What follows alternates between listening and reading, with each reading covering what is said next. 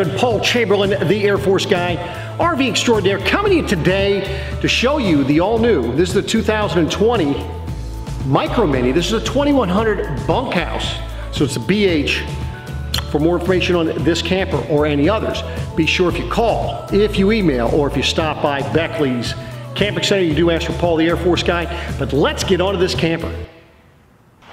Now, one thing about the Micro Mini is, now this particular one has the off-road tires on it, so it has larger tires. You can get the standard tires on it, but the great thing about it, if you still want to have the ground clearance, but you don't want that aggressive tread, it has an adjustable axle, so you can adjust it, and basically you can raise and lower it about 3 inches. That's available on all of them. It actually comes as a standard feature on all the Micro Minis. Now also on the Micro Minis, you have several different colors that you can choose from.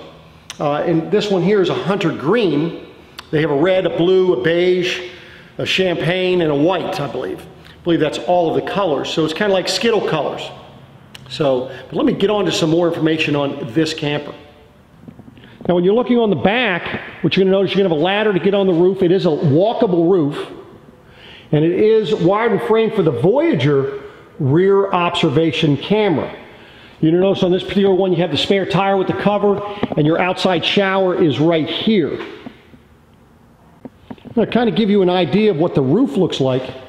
They're using a TPO material. You have your antennas for the stereo, as well as your TV, your vent tubes for your black and gray tanks, the vent for the refrigerator, your skylight, and the vent for the bathroom. Up all the way in the front, you'll notice you have another vent that's going to be up over the bed. But this is the roof of your camper. It is walkable, and it's something you're supposed to be inspecting, roof, sidewalls, everything, every 90 days. Now, back in the back, because it is the bunkhouse, you do have a door here, and the nice thing with the way that they set up this door opens quite wide. You can lock it open as well. But this is the bottom bunk. You're able to push this bunk up, and it'll lock up in place, so you can put taller items as you're going to go camping. Also back in this area, satellite hookup, cable hookup, your electric, and this is where you'll hook up your fresh water system for city water. Now right back in this area, this is where you're going to dump your tanks very easily for you to get to the handles, as they're right there. And notice how this is an enclosed and heated underbelly. Also notice the ground clearance you have. You do have brakes. These are the all-terrain tires on here, 15-inch. Now again, the nice thing about having this outside shower where it's located, it is very close to where your sewer hose is, makes it easier for cleanup. Coming down this off-door side, as you can see, you have a slide out that'll come out here, and then you have your storage door access here. Notice how it slam latches, and it has a magnet that holds it up, so no more having to worry about holding with your head when you're trying to put it up. So I said they're slam latches, so don't be afraid to put a little bit behind it. The nice thing is when you open this, see, I only have one hand. It's very easy to get it put in place. And there's a large storage under here. I know this box is in the way. I'll go to the other side in a moment. You can see you have your 12-volt disconnect on the other side. These are your two 20-pound tanks that are in here. You can see you have access to get here from under the bed. You have a little storage door. I'll show you that when we're on the inside. Now right up here in the front, this is for a ZAMP solar panel plug. That way there, if you wanted to do extended stay out there boondocking, you could do that. Now they're giving you the tank cover for the 30-pound tanks. If you ever wanted to upgrade, you could do that. Just keep in mind, you got to be aware of the tongue weight, additional tongue weight that's going to give you. Room enough to put 2 batteries up front here, and as you can see, you're going to have a power tongue jack. Now, I would highly recommend that you take a look and see how they construct this, because this front panel that's on here, you have aluminum structure, and they're 1x3s that go all the way up. Unlike some of the other manufacturers that put very little, or they might put wood back there, Winnebago chooses to use aluminum, lighter weight and stronger. Now up here on your door side, this is your storage door on this side. As you can see, you're going to have a light on this side. Maybe this gives you a little bit better idea of how large the storage area. It's underneath your bed that's up above here. So it gives you a lot of room. So as you can see, I've got a good size awning, and it does have a little bit of a slope to it. Now be careful, because this is an electric awning, so you want to be careful. Make sure you tie it down. Put it away when you're not using it, well, when you're not going to be around, because a little bit of wind could take it, throw this on the roof. Now, if you want to slant it a little bit, maybe you want the water to run back here, you can adjust it on both sides. You have this part here, you just loosen it here, it pulls down, and then you're able to lock it in place. And now if it was raining, you can pull down the front a little bit if you wanted to, but now the rain's going to run off to the back here, make it a little bit easier. Just remember, before you go ahead and go to put it away, that you put this back up, and you can leave that loose, because otherwise it will damage the awning mechanism. So as you can see under your awning, you do have an LED light strip going along the camper. Most people are not going to leave those on in the evening due to the fact that all they do is attract bugs. But if you wanted to put some lights, the cool thing is you do have a 110 outlet right here. And what you're able to do is you put a little extension cord. You're going to run it on up through here, and then right here on your awning, you're able to go ahead and slide some little holders through that on your awning rail, and then you can hang some lights off of the awning tube itself, or a screen, or whatever you'd like off of your awning tube. Now the other thing, by having this 110 outlet right here, what it gives you is that you have this cable connection. So now if you're hooked up to cable, or if you've got some local channels that you can watch, you can go ahead and mount a TV out here, set a TV on a table, or if you wanted to mount a backer here, you can actually take the TV that's inside, bring it out here, or bring another TV with a TV backer, and just put it right there, and you're able to enjoy TV while you're sitting out here in the campsite. Now out here, you're also going to have outside stereo speakers. This is going to be the vent for above your stove top. For your Dometic refrigerator, you've got two vents, this one here, then the one on the roof. And that's mainly for maintenance. Make sure that you have your salesperson explain to you the maintenance you should be doing on that. And then you have a black tank rinse connector right here. So that way there, after you empty your black tank, that'll rinse it through, so you don't have to bring the hose into your camper.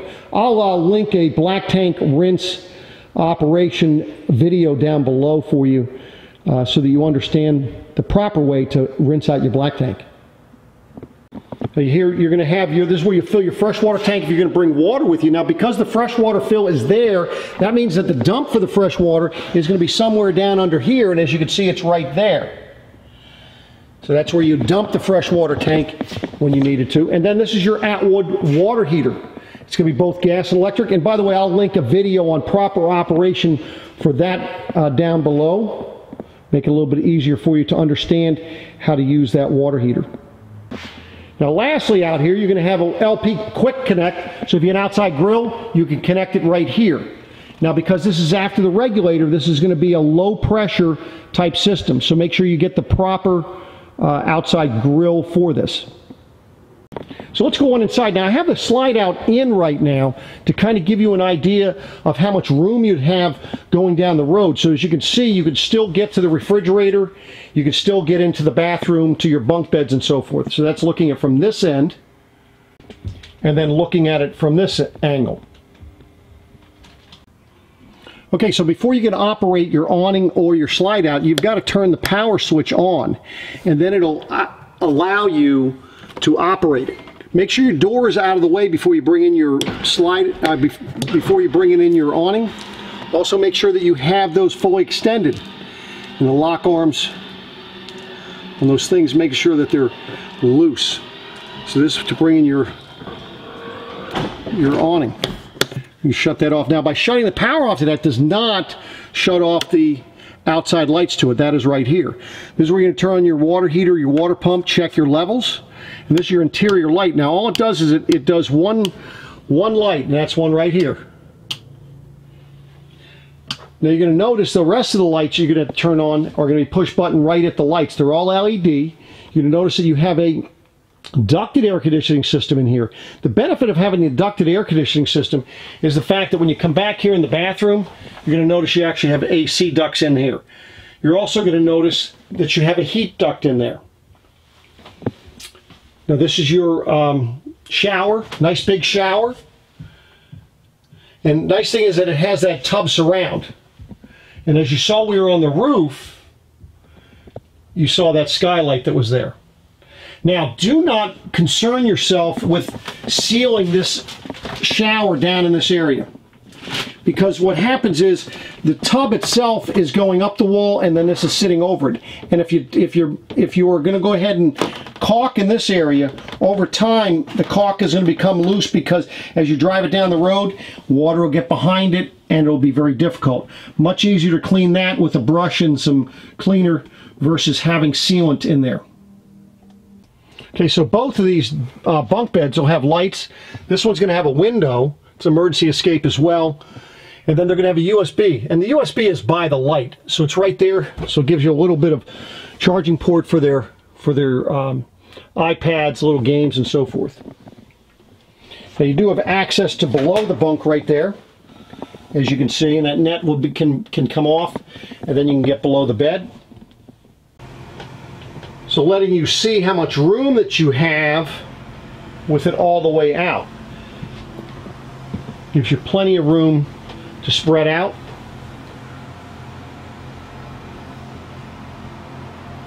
Now, as I had mentioned, down below here, this is where you can get into your storage area, as you can see. So that way there, if for some reason you left something in there, you just grab it from inside if it was raining out or you didn't want to go outside. So this is your kitchen. So you can see up above your sink, good storage. And I like how they put all the weights and everything right here. Makes it so that you're able to read them and so forth. But you don't have to go outside. This is something they used to have in every camper back in the day, and they've kind of gotten away from it. So I guess one of the downsides with this is the heater, where it is. The heater's just going to blow right here and in the bathroom. It's going to make it kind of warm for the people for your children that are in the bunks. Bunks being right here. Of course, your thermostat is going to be right here. That'll control both the air conditioner and the furnace. Now, of course, for the dinette booth, you have access to get to underneath the dinette here, or if you pick up the cushions, then you can get to it through here. So I just want to kind of give you an idea. You're going to have this much storage on both sides. Now, for your refrigerator, you have a refrigerator that's automatic, and I'm going to put a video down below on how to operate this. But you basically have a freezer, good size freezer, and then of course you have your refrigerator. And make sure you check that part right there, and I'll explain in my video on how to keep your refrigerator at the right temperature. So that is the refrigerator. Now you do have a 3-burner cooktop here, as well as the oven. And then of course you can see the microwave above. It is kind of nice and high, so you have a fan to go to the outside, and then you have a light above it. So that is right there for your cooking area. You'll notice you're going to have 2 drawers, and good size extent, you know, they extend all the way out. You have a double bowl sink with the high-rise faucet, and then you have the window right there. And as you can see, you can have ventilation for that window. Now this TV will pull out and swivel. I know that's kind of a massive TV for some folks, but at least it's a TV. You can always upgrade that. Now, connected to that, you're going to have your AM/FM CD stereo with the DVD player. Now, the DVD player is connected to that, but you also have USB that you can connect here.